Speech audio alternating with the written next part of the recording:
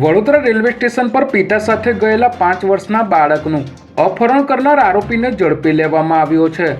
નારાજ પત્નીને શોધવા 5 વર્ષના દીકરા સાથે વડોદરા રેલવે સ્ટેશને ગયેલો પિતા થાકીને પ્લેટફોર્મ નંબર 1 પર સૂઈ ગયો હતો ત્યારે અજાણ્યો વ્યક્તિ તેના બાળકનું અપહરણ કરીને ફરાર થઈ ગયો હતો, જેથી પશ્ચિમ રેલવે એલસીબીના પોલીસ ઇન્સ્પેક્ટર ટીવી પટેલે અલગ અલગ ટીમો બનાવી બાળકની શોધખોળ હાથ ધરી હતી। ત્યારે પોલીસે ગણતરીના કલાકોમાં જ હાલોલ બસ સ્ટેન્ડ ખાતેથી આરોપી અનિલ બારિયાને ઝડપી લઈ તેની પાસેથી બાળકને મુક્ત કરાવ્યો હતો। બોપલ પોલીસે લક્ઝુરિયસ એવી ટાટા હેરિયર ગાડીમાંથી 850 લીટર દેશી દારૂના જથ્થા સાથે બુટલેગરને ઝડપી પાડ્યો છે।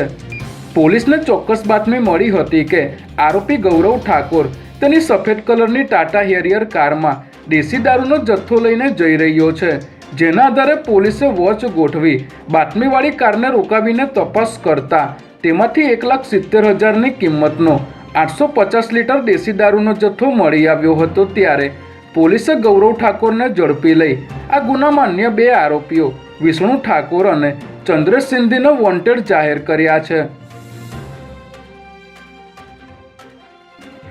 ગાંધીનગરના સુગળ ખાતે રહેતા અને કન્સ્ટ્રક્શન વ્યવસાય સાથે સંકળાયેલા 25 વર્ષીય ઋષભ પટેલે લગ્ન જીવનના 13મા જ દિવસે નર્મદા કેનાલમાં ઝંપલાવીને આત્મહત્યા કરી લેતા ચકચાર મચી ગઈ છે।